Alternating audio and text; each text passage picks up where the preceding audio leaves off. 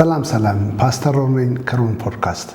ሁላችን በህይወታችን ላይ ሰላም ሲነገር ሲሰበክ ሲወራ ሁሉ ሰው በዓለም ላይ ይህንን ሰላም ለማግኘት የሚሄድበት ብዙ ርቀቶች አሉ። በምድር ላይ ሰላምን የትኛውም አይነት የጦር ዝግጅት፣ የትኛውም ውጊያ፣ የትኛውም አይነት የቴክኖሎጂ እድገት ውስጥ ብንኖርም ሰላም የሚባለውን ነገር ሊያመጣ የሚችል በምድር የተቀመጠ ነገር የለም።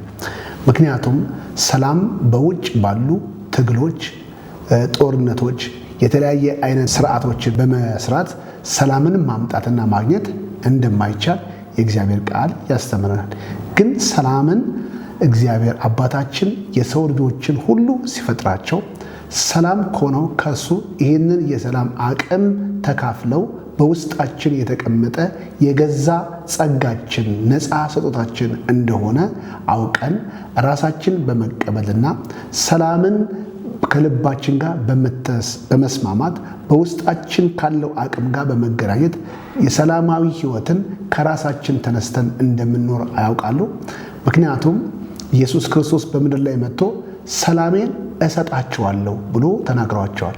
ጌታ ኢየሱስ ክርስቶስ ለሐዋርያት ሰላሜን እሰጣችኋለሁ ብሎ የተናገረበት ክፍል ጌታ ኢየሱስ ክርስቶስ ራሱ ወደ ሞት የሚሄድበት በጣም አስቸጋሪና ለሰው ተስፋ በማይመስል ለነሱ መልካም በማይመስል በጣም አጣብቅኝና መልካም ነገር ባልተሰራበትና በማይወራበት ሁኔታ ነው። እሱም ወደ መስቀል ሞት በሚሄድበት ጊዜ ከነሱ ተለይተው እነሱም ከሱ ጋር በመሆናቸው ምክንያት በዓለም ዘንድ በተጠሉበት እና ደግሞ ብዙ መከራ ወደ እነሱ በሚመጣበት በዛ ሁኔታ ውስጥ ኢየሱስ ክርስቶስ ምን አላቸው? ሰላሜን እሰጣችኋለሁ። እኔ የምሰጣችሁ ሰላም ዓለም እንደሚሰጣችሁ አይደለም።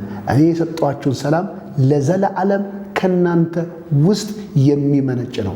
እስር ቤት ብትሆኑ፣ ማዕበል ቢነሳ፣ ጦርነት ቢመጣ፣ የተለያየ ችግር ቢመጣ ከናንተ ውስጥ የሚመነጭ ስለሆነ ከዚህ ሰላም የሚለያችሁ ምንም የለም። ሰው በውስጡ ሰላም ከሆነ በዓለም ካለው ከማንኛውም ነውጦች፣ የኢኮኖሚ፣ የጦርነት፣ የተለያየ ነገሮች ሁሉ ይህንን ሰላም ሊነጥቁትና ሊወስዱበት አይችሉም። ከእንደገናም ደግሞ ሰላምን ከውስጡ ቀርቶ መኖር ከቻለ በውጫዊ ነገር ሰላም ይሰጠኛል ብሎ የሚያደርገው አንዳች ትግል የለም። ስለዚህ ለምድራችንም፣ ለቤተሰቦቻችንም፣ ለኑሯችንም ሁሉ ሰው በሰላም ሊኖር ካስፈለገው ሰላምን ከተለያየ አይነት ከዚህ እከሌን ባጠፋ፣ እከሌን ብገል፣ የከሌን ነገር ብወስድ፣ የሆነ ሀገር ብሄድ፣ ይህንን ብር ባገኝ፣ ባገባ፣ ባላገባ የሚል ፊዚካል የሆኑ ነገሮችን አድርጌ ይህንን ሰላም አገኛለሁ ብሎ ከተሳሳተ አስተሳሰብ ራሳችንን ለውጠን እግዚአብሔር ሰላምን በነፃ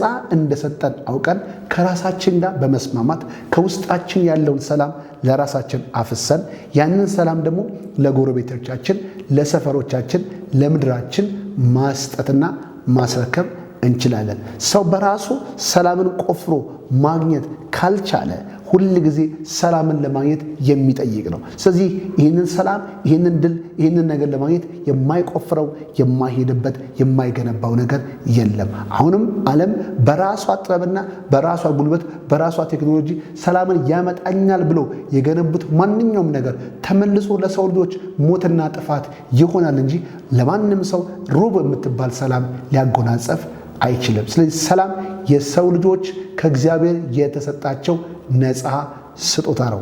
ስለዚህ ወደ ልባችሁ ተመለሱ፣ ውስጣችሁን አዳምጡ።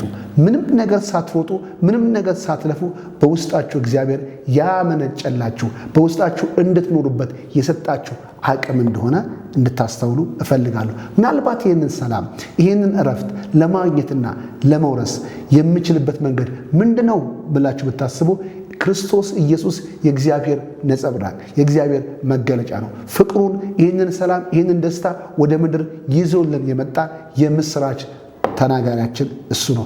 ይህንን ኢየሱስ ይዞ የመጣውትን እውነትና ሐሳብ በመቀበል እና በማወቅ ዛሬ ወደ ማቋረጥ ሰላም ባላችሁበት ስፍራና ባላችሁበት ቦታ ሆናችሁ መግባት ትችላላችሁ። ስለዚህ ሰላም የሰው ልጆች እግዚአብሔር የሰጣቸው ነፃ ስጦታ ነው። አሜን።